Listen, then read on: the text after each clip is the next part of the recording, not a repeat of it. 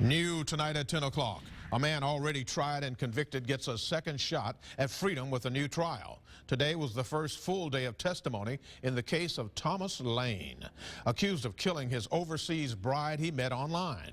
Now, more than a dozen years after her death, prosecutors are hoping for the same result. Alan Carter reports.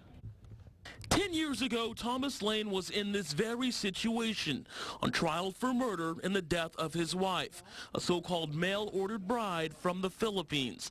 Teresa Lane was found dead in 2003, drowned in a bathtub at a friend's house in Irvington. 3 years later, 12 peers heard the evidence and found Thomas guilty. A judge sentenced him to death.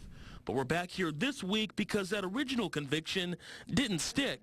Overturned by an appeals court because of the judge's order removing Lane's original attorney from the case. This time around, much of the evidence and witnesses are the same. Friends and co-workers who testified Teresa was attempting to divorce her husband and took refuge at a friend's house where the murder happened, and that she was afraid had previously been beaten and threatened by Thomas.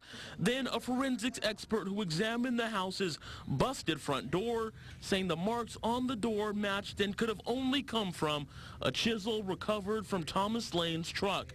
The defense argued that doesn't prove when those marks occurred. Thus far, there hasn't been any other physical evidence presented or witnesses that ID the suspect at the home. Detectives actually said most everything was in place and there were no signs of a struggle in the house. In Mobile, Alan Carter, News 5. Both the prosecution and defense deferred comment until the end of the trial. If convicted, Lane could again face the death penalty. The case picks back up tomorrow morning.